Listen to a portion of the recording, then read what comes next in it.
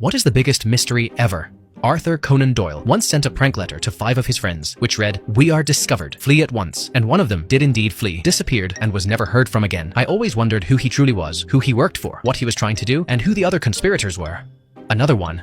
I was reading some time ago about baryonic asymmetry. During the Big Bang, matter and antimatter should have been equally created, but there is a clear bias towards regular baryonic matter and against anti-baryonic matter, and basically nobody knows why this happened. I think it's one of the most fundamental questions about existence. Everything exists because of this asymmetry.